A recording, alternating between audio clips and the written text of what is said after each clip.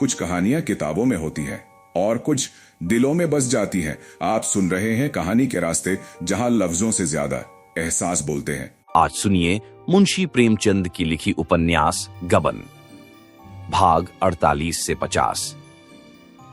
सारे दिन रमा उद्वेग के जंगलों में भटकता रहा। कभी निराशा की अंधाकारमय घाटियां सामने आ जाती, कभी आशा की लहराती हुई हरियाली। जोहरा गई भी होगी, यहां से तो बड़े लंबे चौड़े वादे करके गई थी। उसे क्या गर्ज है, आकर कह देगी मुलाकात ही नहीं हुई। कहीं धोखा तो न देगी। जाकर डिप्टी साहब से सारी कथा कह सुनाए। बेचारी जालपा पर बैठे बिठाए आफत आ जाए। क्या जोहरा इतनी नीच प्रकृति की हो सकती है? कभी नहीं। अगर जोहरा इतनी बेवफा, इतनी दगाबाज है तो ये दुनिया रहने के लायक ही नहीं। जितनी जल्द आदमी मुंह में कालिख लगाकर डूब मरे, उतना ही अच्छा। नहीं, जोहरा मुझसे दगा न करेगी। उसे वह दिन याद आए जब उसके दफ्तर से आते ही जालपा लपक कर उसकी जेब टटोलती थी और रुपये निकाल लेती थी। वही जालपा आज इतनी सत्यवादिनी हो गई। तब वह प्यार करने की वस्तु थी, अब वह उपासना की वस्तु है। जालपा, मैं तुम्हारे योग्य नहीं हूं।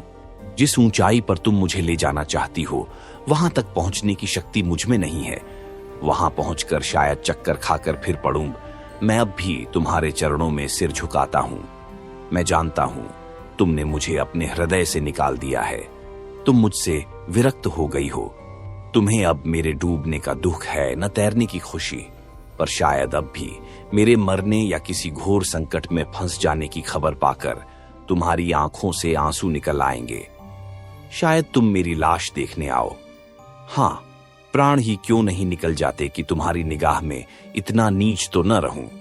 रमा को अब अपनी उस गलती पर घोर पश्चाताप हो रहा था जो उसने जालपा की बात न मानकर की थी।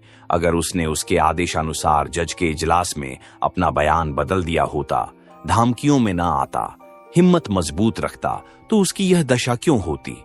उसे विश्वास था जालपा के साथ वह सारी कठिनाइयां झेल जाता। उसकी श्रद्धा और प्रेम का कवच पहनकर वह अजेय हो जाता। अगर उसे फांसी भी हो जाती तो वह हंसते खेलते उस पर चढ़ जाता। मगर पहले उससे चाहे जो भूल हुई, इस वक्त तो वह भूल से नहीं, जालपा की खातिर ही यह कष्ट भोग रहा था। कैद जब भोगना ही है तो उसे रो रो कर भोगने से तो यह कहीं अच्छा है कि हंस हंस कर भोगा जाए। आखिर पुलिस अधिकारियों के दिल में अपना विश्वास जमाने के लिए वह और क्या करता? ये दुष्ट जालपा को सताते, उसका अपमान करते, उस पर झूठे मुकदमे चलाकर उसे सजा दिलाते। वह दशा तो और भी असह्य होती। वह दुर्बल था, सब अपमान सह सकता था। जालपा तो शायद प्राण ही दे देती। उसे आज ध्यात हुआ कि वह जालपा को छोड़ नहीं सकता और जोहरा को त्याग देना भी उसके लिए असंभव सा जान पड़ता था। क्या वह दोनों रमणियों को प्रसन्न रख सकता था? क्या इस दशा में जालपा उसके साथ रहना स्वीकार करेगी? कभी नहीं। वह शायद उसे कभी क्षमा न करेगी। अगर उसे यह मालूम भी हो जाए कि उसी के लिए वह यह यातना भोग रहा है, तो वह उसे क्षमा न करेगी। वह कहेगी, मेरे लिए तुमने अपनी आत्मा को क्यों कलंकित किया? मैं अपनी रक्षा आप कर सकती थी। वह दिन भर इसी उधोड़ बुन में पड़ा रहा। आंखें सड़क की ओर लगी हुई थीं। नहाने का समय टल गया, भोजन का समय टल गया, वह किसी बात की परवाह न थी। अखबार से दिल बहलाना चाहा, उपन्यास लेकर बैठा, मगर किसी काम में भी चित्त न लगा। आज दारोगाजी भी नहीं आए। या तो रात की घटना से रुष्ट या लज्जित थे, या कहीं बाहर चले गए। रमा ने किसी से इस विषय में कुछ पूछा भी नहीं। सभी दुर्बल मनुष्यों की भांति रमा भी अपने पतन से लज्जित था। वह जब एकांत में बैठता तो उसे अपनी दशा पर दुख होता। क्यों उसकी विलास वृत्ति इतनी प्रबल है? वह इतना विवेक शून्य न था कि अधोगति में भी प्रसन्न रहता। लेकिन ज्यों ही और लोग आ जाते, शराब की बोतल आ जाती, जोहरा सामने आकर बैठ जाती, उसका सारा विवेक और धर्म ज्ञान भ्रष्ट हो जाता। रात के 10 बज गए, पर जोहरा का कहीं पता नहीं। फाटक बंद हो गया। रमा को अब उसके आने की आशा न रही, लेकिन फिर भी उसके कान लगे हुए थे। क्या बात हुई? क्या जालपा उसे मिली ही नहीं, या वह गई ही नहीं? उसने इरादा किया, अगर कल जोहरा ना आई तो उसके घर पर किसी को भेजूंगा। उसे 2-1 झपकियां आई और सबेरा हो गया। फिर वही विकलता शुरू हुई, किसी को उसके घर भेजकर बुलवाना चाहिए। कम से कम यह तो मालूम हो जाए कि वह घर पर है या नहीं। दारोगा के पास जाकर बोला, रात तो आप आपे में न थे। दारोगा ने ईर्ष्या को छिपाते हुए कहा, यह बात न थी, मैं महज आपको छेड़ रहा था।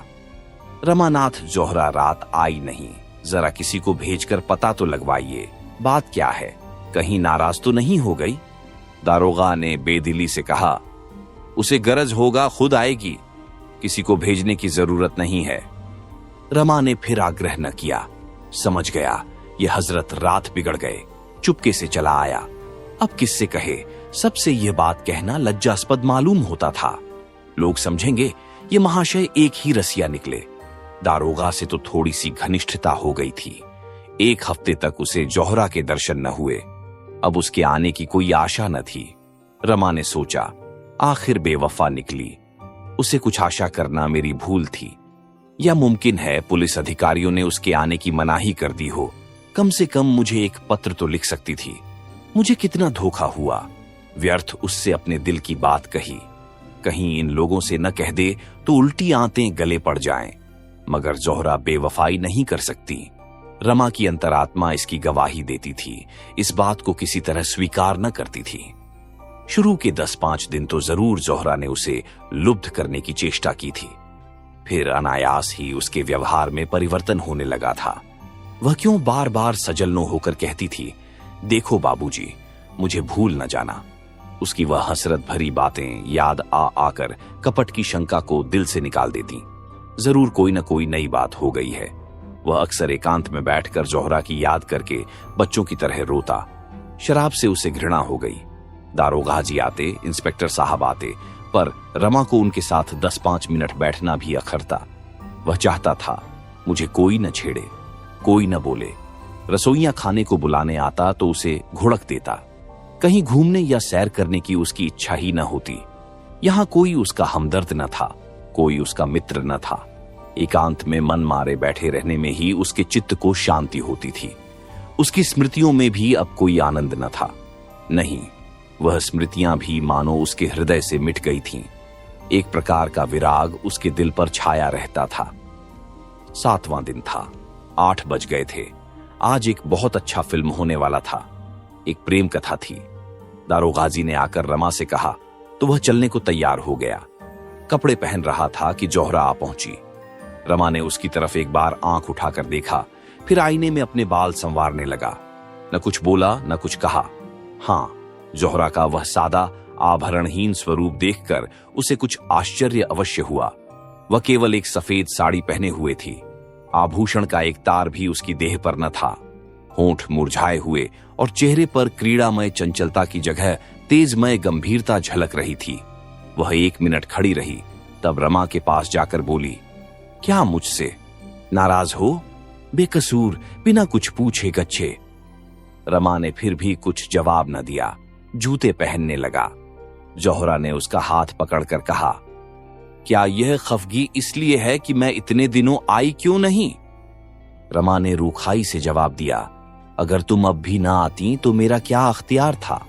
तुम्हारी दया थी कि चली आई। ये कहने के साथ उसे ख्याल आया कि मैं इसके साथ अन्याय कर रहा हूं। लज्जित नजरों से उसकी ओर ताकने लगा। जोहरा ने मुस्कुराकर कहा, यह अच्छी दिल लगी है। आपने ही तो एक काम सौंपा और जब वह काम करके लौटी तो आप बिगड़ रहे हैं। क्या तुमने वह काम इतना आसान समझा था कि चुटकी बजाने में पूरा हो जाएगा? तुमने मुझे उस देवी से वरदान लेने भेजा था जो ऊपर से फल है पर भीतर से पत्थर, जो इतनी नाजुक होकर भी इतनी मजबूत है। रमा ने बेदिली से पूछा, है कहां? क्या करती है? जोहरा उसी दिनेश के घर हैं जिसको फांसी की सजा हो गई है। उसके 2 बच्चे हैं, औरत है और मां है। दिन भर उन्हीं बच्चों को खिलाती है, बुढ़िया के लिए नदी से पानी लाती है, घर का सारा कामकाज करती है और उनके लिए बड़े बड़े आदमियों से चंदा मांग लाती है। दिनेश के घर में न कोई जायदाद थी, न रुपए थे। लोग बड़ी तकलीफ में थे। कोई मददगार तक न था जो जाकर उन्हें ढाढ़स तो देता।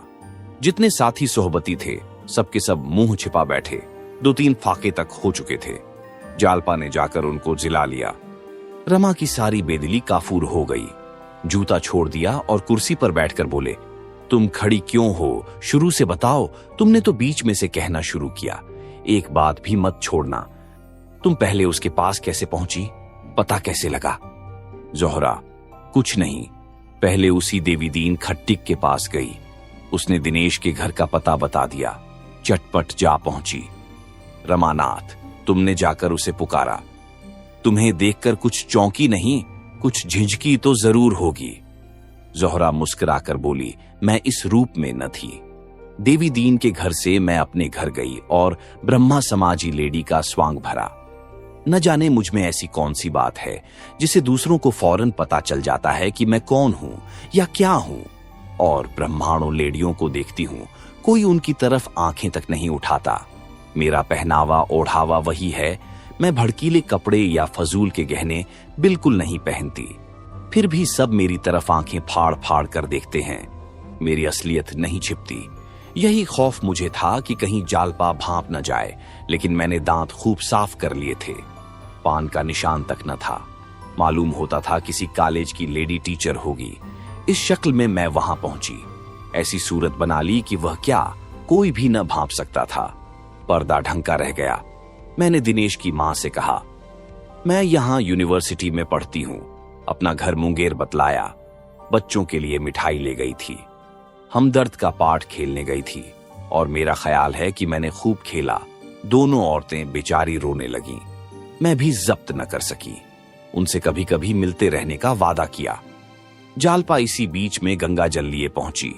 मैंने दिनेश की मां से बंगला में पूछा, क्या यह कहारिन है? उसने कहा, नहीं, यह भी तुम्हारी ही तरह हम लोगों के दुख में शरीक होने आ गई है। यहां इनका शौहर किसी दफ्तर में नौकर है और तो कुछ नहीं मालूम। रोज सवेरे आ जाती हैं और बच्चों को खिलाने ले जाती हैं। मैं अपने हाथ से गंगा जल लाया करती थी। मुझे रोक दिया और खुद लाती हैं। हमें तो इन्होंने जीवन दान दिया। कोई आगे पीछे न था। बच्चे दाने दाने को तरसते थे। जब से यह आ गई हैं, हमें कोई कष्ट नहीं है। न जाने किस शुभ कर्म का यह वरदान हमें मिला है। उस घर के सामने ही एक छोटा सा पार्क है। महल्ले भर के बच्चे वहीं खेला करते हैं। शाम हो गई थी। जालपा देवी ने दोनों बच्चों को साथ लिया और पार्क की तरफ चली। मैं जो मिठाई ले गई थी, उसमें से बूढ़ी ने एक एक मिठाई दोनों बच्चों को दी थी। दोनों कूद कूद कर नाचने लगे। बच्चों की इस खुशी पर मुझे रोना आ गया। दोनों मिठाइयां खाते हुए जालपा के साथ हो लिए। जब पार्क में दोनों बच्चे खेलने लगे, तब जालपा से मेरी बातें होने लगीं। रमा ने कुर्सी और करीब खींच ली और आगे को झुक गया। बोला, तुमने किस तरह बातचीत शुरू की? जोहरा, कह तो रही हूं। मैंने पूछा, जालपा देवी, तुम कहां रहती हो? घर की दोनों औरतों से तुम्हारी बड़ाई सुनकर तुम्हारे ऊपर आशिक हो गई हूं। रमानाथ, यही लफ्ज कहा था तुमने? जोहरा, हां, जरा मजाक करने की सूझी। मेरी तरफ ताज्जुब से देखकर बोली, तुम तो बंगालिन नहीं मालूम होती। इतनी साफ हिंदी कोई बंगालिन नहीं बोलती। मैंने कहा, मैं मुंगेर की रहने वाली हूं और वहां मुसलमानी औरतों के साथ बहुत मिलती जुलती रही हूं। आपसे कभी कभी मिलने का जी चाहता है। आप कहां रहती हैं? कभी कभी 2 घड़ी के लिए चली आऊंगी। आपके साथ घड़ी भर बैठकर मैं भी आदमियत सीख जाऊंगी। जालपा ने शर्मा कर कहा, तुम तो मुझे बनाने लगी। कहां तुम कॉलेज की पढ़ने वाली, कहां मैं अपढ़ गंवार औरत। तुमसे मिलकर मैं अलबत्ता आदमी बन जाऊंगी। जब जी चाहे यहीं चले आना। यही मेरा घर समझो। मैंने कहा, तुम्हारे स्वामी जी ने तुम्हें इतनी आजादी दे रखी है। बड़े अच्छे ख्यालों के आदमी होंगे।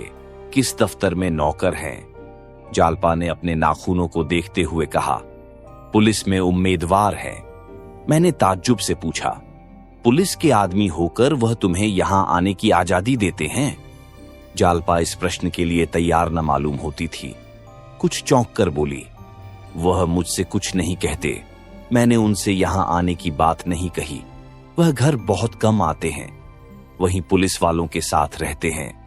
उन्होंने एक साथ 3 जवाब दिए। फिर भी उन्हें शक हो रहा था कि इनमें से कोई जवाब इत्मीनान के लायक नहीं है। वह कुछ खिसियानी सी होकर दूसरी तरफ ताकने लगी। मैंने पूछा, तुम अपने स्वामी से कहकर किसी तरह मेरी मुलाकात उस मुखबिर से करा सकती हो जिसने इन कैदियों के खिलाफ गवाही दी है। रमानाथ की आंखें फैल गईं और छाती धक धक करने लगी। जोहरा बोली। यह सुनकर जालपा ने मुझे चुभती हुई आंखों से देखकर पूछा, तुम उनसे मिलकर क्या करोगी? मैंने कहा, तुम मुलाकात करा सकती हो या नहीं? मैं उनसे यही पूछना चाहती हूं कि तुमने इतने आदमियों को फंसाकर क्या पाया। देखूंगी वह क्या जवाब देते हैं। जालपा का चेहरा सख्त पड़ गया। बोली, वह यह कह सकता है, मैंने अपने फायदे के लिए किया। सभी आदमी अपना फायदा सोचते हैं। मैंने भी सोचा। जब पुलिस के सैकड़ों आदमियों से कोई यह प्रश्न नहीं करता तो उससे यह प्रश्न क्यों किया जाए? इससे कोई फायदा नहीं। मैंने कहा, अच्छा मान लो तुम्हारा पति ऐसी मुखबिरी करता तो तुम क्या करती? जालपा ने मेरी तरफ सहमी हुई आंखों से देखकर कहा, तुम मुझसे यह सवाल क्यों करती हो? तुम खुद अपने दिल में इसका जवाब क्यों नहीं ढूंढती? मैंने कहा, मैं तो उनसे कभी न बोलती, न कभी उनकी सूरत देखती। जालपा ने गंभीर चिंता के भाव से कहा, शायद मैं भी ऐसा ही समझती या न समझती, कुछ कह नहीं सकती।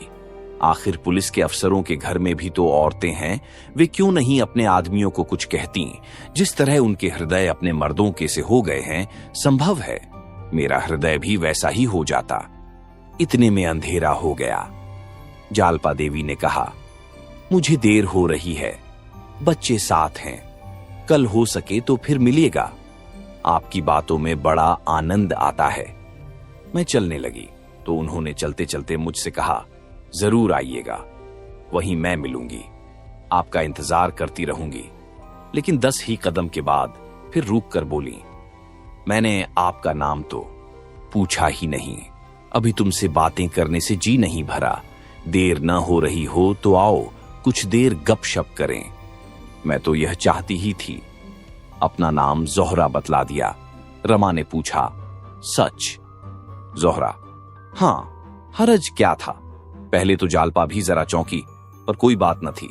समझ गई बंगाली मुसलमान होगी। हम दोनों उसके घर गई। उस जरा से कटघरे में न जाने वे कैसे बैठती हैं। एक तिल भी जगह नहीं। कहीं मटके हैं, कहीं पानी, कहीं खाट, कहीं बिछावन अब सील और बदबू से नाक फटी जाती थी। खाना तैयार हो गया था। दिनेश की बहू बर्तन धो रही थी। जालपा ने उसे उठा दिया, जाकर बच्चों को खिलाकर सुला दो, मैं बर्तन धोए देती हूं, और खुद बर्तन मांजने लगी। उनकी यह खिदमत देखकर मेरे दिल पर इतना असर हुआ कि मैं भी वहीं बैठ गई और मांजे हुए बर्तनों को धोने लगी। जालपा ने मुझे वहां से हट जाने के लिए कहा, पर मैं नहटीब बराबर बर्तन धोती रही। जालपा ने तब पानी का मटका अलग हटाकर कहा, मैं पानी न दूंगी, तुम उठ जाओ, मुझे बड़ी शर्म आती है। तुम्हें मेरी कसम, हट जाओ, यहां आना तो तुम्हारी सजा हो गई। तुमने ऐसा काम अपनी जिंदगी में क्यों किया होगा? मैंने कहा, तुमने भी तो कभी नहीं किया होगा। जब तुम करती हो तो मेरे लिए क्या हरज है?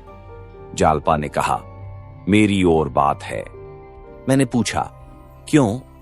जो बात तुम्हारे लिए है वही मेरे लिए भी है। कोई मेहरी क्यों नहीं रख लेती हो?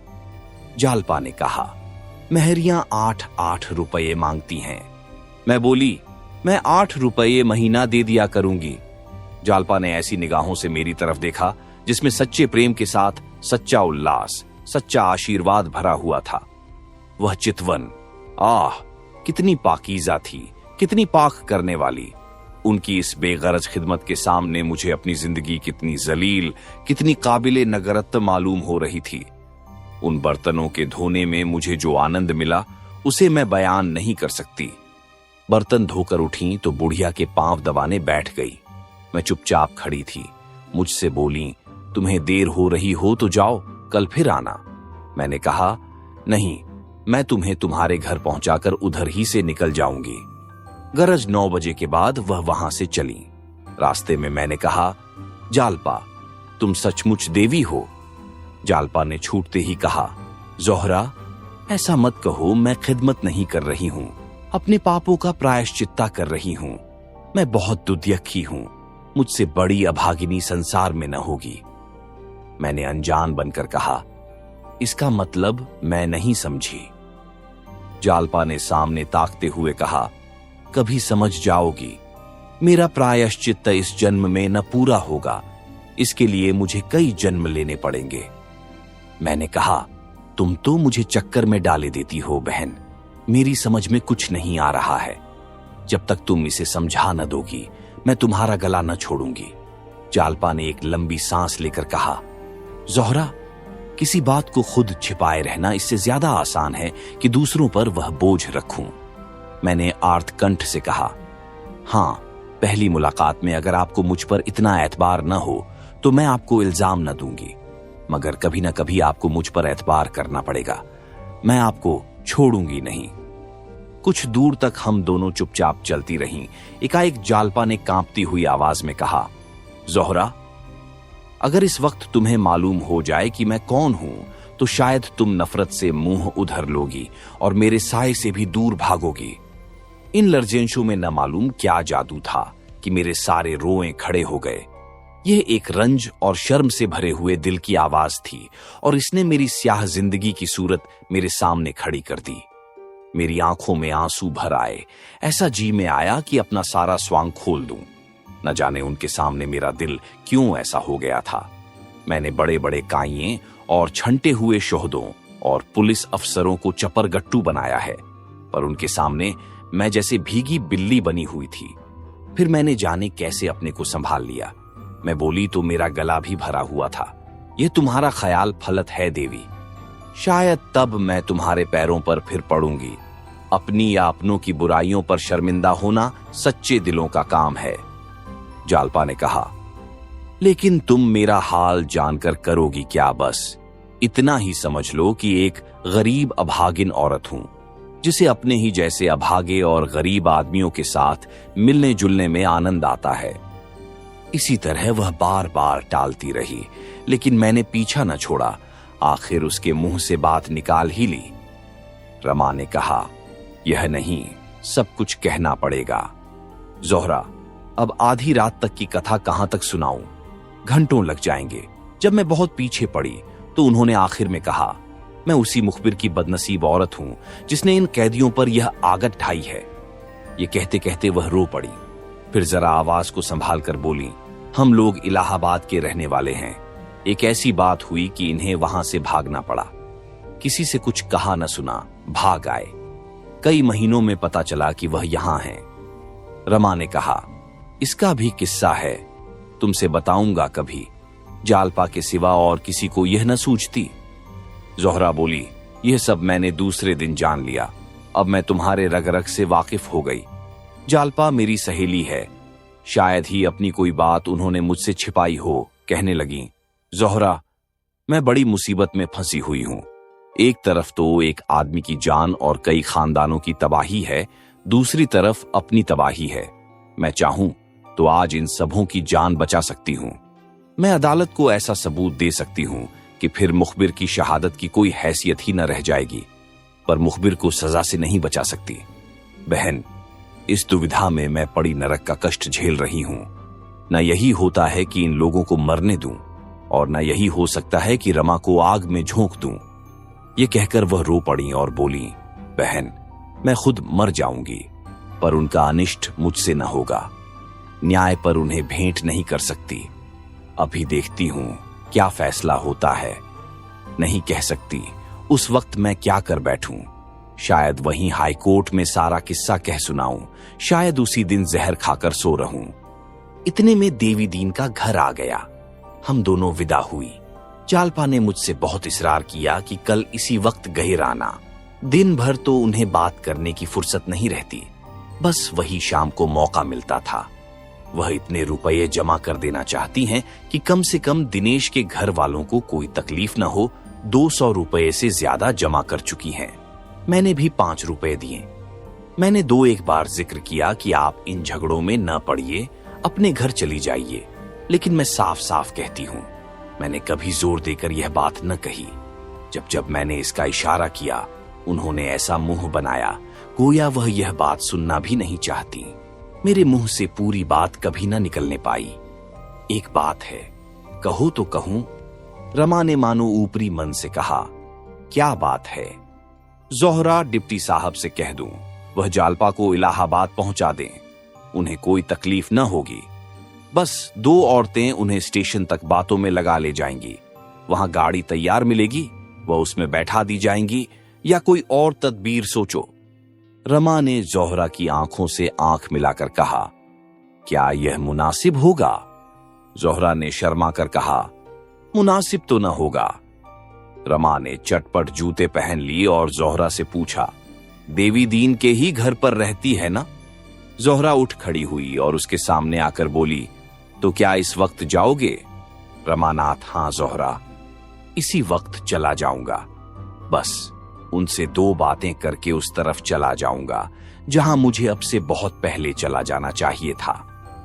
जोहरा, मगर कुछ सोच तो लो, नतीजा क्या होगा?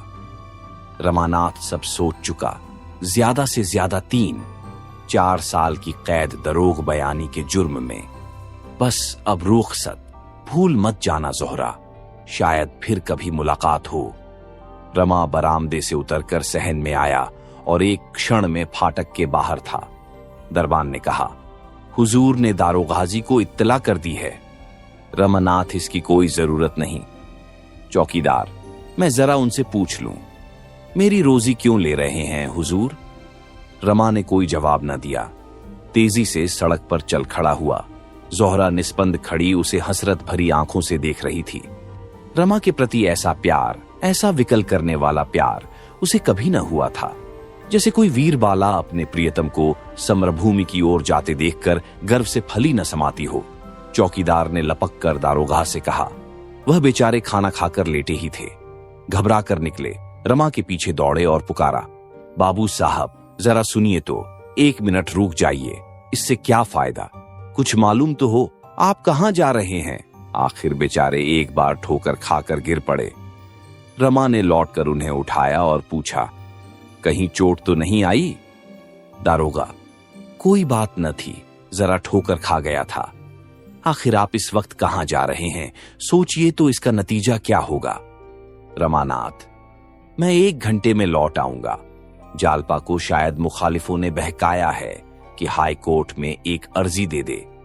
जरा उसे जाकर समझाऊंगा। दारोगा, यह आपको कैसे मालूम हुआ? रमानाथ, जोहरा कहीं सुन आई है।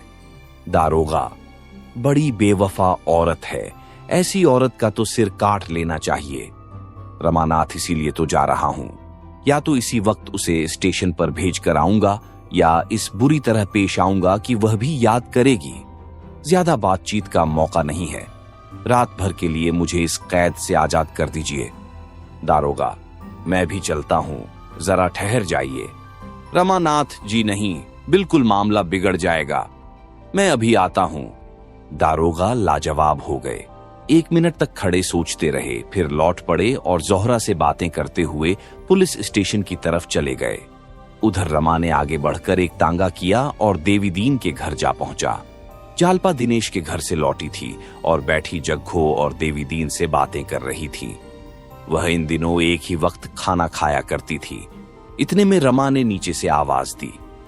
देवी दीन उसकी आवाज पहचान गया। बोला, भैया हैं शायद। जालपा, कह दो यहां क्या करने आए हैं, वहीं जाएं। देवी दीन, नहीं बेटी, जरा पूछ तो लूं, क्या कहते हैं? इस वक्त कैसे उन्हें छुट्टी मिली? जालपा, मुझे समझाने आए होंगे और क्या, मगर मुंह धो रखें। देवी दीन ने द्वार खोल दिया। रमा ने अंदर आकर कहा, दादा, तुम मुझे यहां देखकर इस वक्त ताज्जुब कर रहे होगे। 1 घंटे की छुट्टी लेकर आया हूं। तुम लोगों से अपने बहुत से अपराधों को क्षमा कराना था। जालपा ऊपर है? देवी दीन बोला, हां है तो। अभी आई हैं, बैठो, कुछ खाने को लाऊं। रमानाथ, नहीं, मैं खाना खा चुका हूं, बस जालपा से 2 बातें करना चाहता हूं। देवी दीन, वह मानेंगी नहीं, नाहक शम्यूदा होना पड़ेगा, मानने वाली औरत नहीं है। रमानाथ, मुझसे 2 बातें करेंगी या मेरी सूरत ही नहीं देखना चाहती? जरा जाकर पूछ लो। देवी दीन, इसमें पूछना क्या है, दोनों बैठी तो हैं, जाओ। तुम्हारा घर जैसे तब था वैसे अब भी है। रमानाथ, नहीं दादा, उनसे पूछ लो। मैं यूं न जाऊंगा, देवी दीन ने ऊपर जाकर कहा, तुमसे कुछ कहना चाहते हैं बहू? जालपा मुंह लटकाकर बोली, तो कहते क्यों नहीं, मैंने कुछ जबान बंद कर दी है। जालपा ने यह बात इतने जोर से कही थी कि नीचे रमा ने भी सुन ली। कितनी निर्ममता थी, उसकी सारी मिलन लालसा मानो उड़ गई। नीचे ही से खड़े खड़े बोला, वह अगर मुझसे नहीं बोलना चाहती तो कोई जबरदस्ती नहीं। मैंने जज साहब से सारा कच्चा चिटट्ठा कह सुनाने का निश्चय कर लिया है। इसी इरादे से इस वक्त चला हूं। मेरी वजह से इनको इतने कष्ट हुए, इसका मुझे खेद है। मेरी अक्ल पर पर्दा पड़ा हुआ था। स्वार्थ ने मुझे अंधा कर रखा था। प्राणों के मोह ने, कष्टों के भय ने बुद्धि हर ली थी। कोई ग्रह सिर पर सवार था। इनके अनुष्ठानों ने उस ग्रह को शांत कर दिया। शायद 2-4 साल के लिए सरकार की मेहमानी खानी पड़े, इसका भय नहीं। जीता रहा तो फिर भेंट होगी। नहीं, मेरी बुराइयों को माफ करना और मुझे भूल जाना। तुम भी देवी दादा और दादी, मेरे अपराध क्षमा करना। तुम लोगों ने मेरे ऊपर जो दया की है वह मरते दम तक न भूलूंगा। अगर जीता लौटा तो शायद तुम लोगों की कुछ सेवा कर सकूं। मेरी तो जिंदगी सत्यानाश हो गई, न दीन का हुआ न दुनिया का। यह भी कह देना कि उनके गहने मैंने ही चुराए थे। सर्राफ को देने के लिए रुपए न थे। गहने लौटाना जरूरी था, इसीलिए वह कुकर्म करना पड़ा। उसी का फल आज तक भोग रहा हूं और शायद जब तक प्राण न निकल जाएंगे भोगता रहूंगा। अगर उसी वक्त सगाई से सारी कथा कह दी होती तो चाहे उस वक्त इन्हें बुरा लगता, लेकिन यह विपत्ति सिर पर न आती। तुम्हें भी मैंने धोखा दिया था दादा। मैं ब्राह्मण नहीं हूं, कायस्थ हूं। तुम जैसे देवता से मैंने कपट किया। न जाने इसका क्या दंड मिलेगा। सब कुछ क्षमा करना। बस यही कहने आया था। रमा बरामदे के नीचे उतर पड़ा और तेजी से कदम उठाता हुआ चल दिया। जालपा भी कोठे से उतरी, लेकिन नीचे आई तो रमा का पता न था। बरामदे के नीचे उतरकर देवी दीन से बोली, किधर गए हैं दादा? देवी दीन ने कहा, मैंने कुछ नहीं देखा बहू। मेरी आंखें आंसू से भरी हुई थीं। वह अब न मिलेंगे। दौड़ते हुए गए थे। जालपा कई मिनट तक सड़क पर निस्पंद सी खड़ी रही। उन्हें कैसे रोक लूं? इस वक्त वह कितने दुखी हैं, कितने निराश हैं। मेरे सिर पर न जाने क्या शैतान सवार था कि उन्हें बुला न लिया। भविष्य का हाल कौन जानता है, न जाने कब भेंट होगी। विवाहित जीवन के इन 2-2.5 सालों में कभी उसका हृदय अनुराग से इतना प्रकंपित न हुआ था। विलासिनी रूप में वह केवल प्रेम आवरण के दर्शन कर सकती थी। आज त्यागिनी बनकर उसने उसका असली रूप देखा। कितना मनोहर, कितना विशु, कितना विशाल, कितना तेजोमय। विलासिनी ने प्रेमोद्यान की दीवारों को देखा था। वह उसी में खुश थी। त्यागिनी बनकर वह उस उद्यान के भीतर पहुंच गई थी। कितना रम्य दृश्य था, कितनी सुगंध, कितना वैचित्र्य, कितना विकास। इसकी सुगंध में इसकी रम्यता का देवत्व भरा हुआ था। प्रेम अपने उच्चतर स्थान पर पहुंचकर देवत्व से मिल जाता है। जालपा को अब कोई शंका नहीं है, इस प्रेम को पाकर वह जन्म जन्मांतरों तक सौभाग्यवती बनी रहेगी। इस प्रेम ने उसे वियोग, परिस्थिति और मृत्यु के भय से मुक्त कर दिया, उसे अभय प्रदान कर दिया। इस प्रेम के सामने अब सारा संसार और उसका अखंड वैभव तुच्छ है। इतने में जोहरा आ गई। जालपा को पटरी पर खड़े देखकर बोली, वहां कैसे खड़ी हो बहन? आज तो मैं ना आ सकी। चलो, आज मुझे तुमसे बहुत सी बातें करनी है। दोनों ऊपर चली गई। दारोगा को भला कहां चैन। रमा के जाने के बाद 1 घंटे तक उसका इंतजार करते रहे। फिर घोड़े पर सवार हुए और देवी दीन के घर जा पहुंचे। वहां मालूम हुआ कि रमा को यहां से गए आधा घंटे से ऊपर हो गया। फिर थाने लौटे। वहां रमा का अब तक पता न था। समझे देवी दीन ने धोखा दिया, कहीं उन्हें छिपा रखा होगा। सरपट साइकिल दौड़ाते हुए फिर देवी दीन के घर पहुंचे और धमकाना शुरू किया। देवी दीन ने कहा, विश्वास न हो, घर की खाना तलाशी ले लीजिए। और क्या कीजिएगा? कोई बहुत बड़ा घर भी तो नहीं है। एक कोठरी नीचे है, एक ऊपर। दारोगा ने साइकिल से उतरकर कहा, तुम बतलाते क्यों नहीं? वह कहां गए? देवी दीन, मुझे कुछ मालूम हो तब तो बताऊं साहब। यहां आए, अपनी घरवाली से तकरार की और चले गए। दारोगा, वह कब इलाहाबाद जा रही हैं? देवी दीन, इलाहाबाद जाने की तो बाबूजी ने कोई बातचीत नहीं की। जब तक हाई कोर्ट का फैसला न हो जाएगा वह यहां से न जाएंगी। दारोगा, मुझे तुम्हारी बातों का यकीन नहीं आता। ये कहते हुए दारोगा नीचे की कोठरी में घुस गए और हर एक चीज को गौर से देखा। फिर ऊपर चढ़ गए। वहां 3 औरतों को देखकर चौंके जोहरा को शरारत सूझी तो उसने लंबा सा घूंघट निकाल लिया और अपने हाथ साड़ी मेन छिपा लिए। दारोगा जी को शक हुआ, शायद हजरत यह भेस बदले तो नहीं बैठे हैं। देवी दीन से पूछा, यह तीसरी औरत कौन है? देवी दीन ने कहा, मैं नहीं जानता, कभी कभी बहू से मिलने आ जाती है। दारोगा, मुझी से उड़ते हो बचा, साड़ी पहनाकर मुलजिम को छिपाना चाहते हो। इनमें कौन जालपा देवी हैं? उनसे कह दो नीचे चली जाएं, दूसरी औरत को यहीं रहने दो। जालपा हट गई तो दारोगा जी ने जोहरा के पास जाकर कहा, क्यों हजरत मुझसे ये चालें? क्या कहकर वहां से आए थे और यहां आकर मजे में आ गए। सारा गुस्सा हवा हो गया। अब ये भेस उतारिए और मेरे साथ चलिए, देर हो रही है। ये कहकर उन्होंने जोहरा का घूंघट उठा दिया। जोहरा ने ठहाका मारा। दारोगा जी मानो फिसलकर विस्मय सागर में पड़े। बोले, अरे तुम हो जोहरा, तुम यहां कहां? जोहरा, अपनी ड्यूटी बजा रही हूं। और रमानाथ कहां गए? तुम्हें तो मालूम ही होगा, वह तो मेरे यहां आने के पहले ही चले गए थे। फिर मैं यहीं बैठ गई और जालपा देवी से बात करने लगी। अच्छा, जरा मेरे साथ आओ, उनका पता लगाना है। जोहरा ने बनावटी कौतूहल से कहा, क्या अभी तक बंगले पर नहीं पहुंचे? न जाने कहां रह गए। रास्ते में दारोगा ने पूछा, जालपा कब तक यहां से जाएगी? जोहरा, मैंने खूब पट्टी पढ़ाई है, उसके जाने की अब जरूरत नहीं है, शायद रास्ते पर आ जाए। रमानाथ ने बुरी तरह डांटा है, उनकी धमकियों से डर गई है। दारोगा, तुम्हें यकीन है कि अब यह कोई शरारत न करेगी? जोहरा, हां, मेरा तो यही ख्याल है।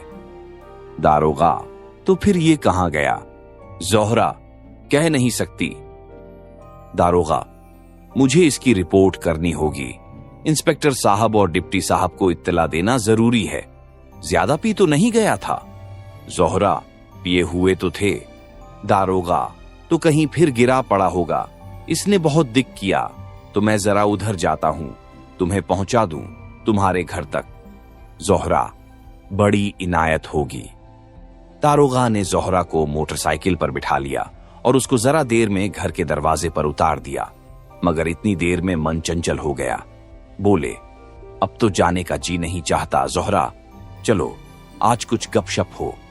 बहुत दिन हुए तुम्हारी करम की निगाह नहीं हुई।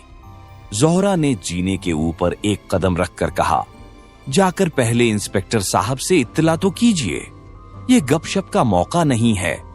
दारोगा ने मोटरसाइकिल से उतरकर कहा, नहीं, अब न जाऊंगा जोहरा, सुबह देखी जाएगी। मैं भी आता हूं। जोहरा, आप मानते नहीं हैं, शायद डिप्टी साहिब आते हों, आज उन्होंने कहला भेजा था। दारोगा, मुझे चखमा दे रही हो जोहरा, देखो इतनी बेवफाई अच्छी नहीं। जोहरा ने ऊपर चढ़कर द्वार बंद कर लिया और ऊपर जाकर खिड़की से सिर निकालकर बोली, आदाब अर्ज। आप सुन रहे थे मुंशी प्रेमचंद की लिखी उपन्यास गबन।